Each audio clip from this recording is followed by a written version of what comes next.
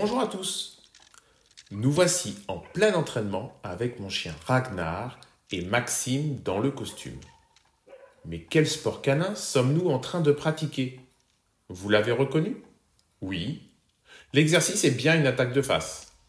Ah non, ce n'est pas du ring français. Eh, il n'y a pas d'obstacle et d'accessoires. Non plus, ce n'est pas du monde du ring. On touche au bâton et on travaille l'esquive. Je l'appelle le ring mondiaux. Comme vous le savez, je pratique et j'aime les deux disciplines que sont le ring français et le monde du ring. Mais au-delà de ça, j'aime les deux cultures cynophiles belges et françaises. Et j'essaie de concilier en une seule pratique ma passion que je ne retrouve pas dans ce qui nous est proposé actuellement. Et surtout, à l'entraînement. J'essaie d'être le plus efficient pour préparer mes chiens aux deux sports en une seule pratique. J'aime la philosophie de l'accessoire et de la prise en bouche qui nous vient de la Belgique.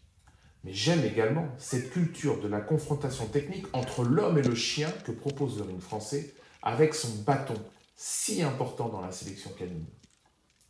Le monde du ring aurait pu concilier les deux.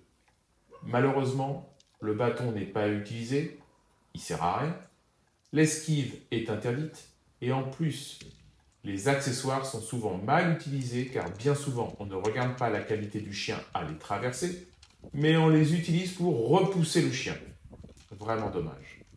Bref, on ne refera pas le monde et c'est pour ça qu'il faut se concentrer sur nos passions et nos valeurs, du moins à l'entraînement. Alors, j'ai conçu cet atelier pour préparer mes chiens aux deux styles d'attaque de face. Par exemple, d'inspiration belge, j'ai mis en place un couloir pour franchir l'obstacle. En effet, quand on travaille l'esquive en ring, cela accentue le fait que le chien cherche à contourner l'obstacle. D'où ce couloir pour l'obliger à traverser l'obstacle. Ensuite, j'utilise les bidons classiques pour travailler les pivots et les esquives du ring français. Puis nous utilisons des accessoires dans l'entrée en opposition et en cherchant à ce que le chien le traverse pendant le geste technique à la française.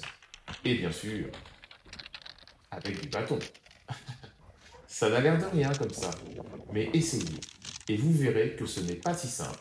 Car exceller, ou du moins chercher à exceller dans chacun des sports, entraîne des complications dans l'un ou dans l'autre.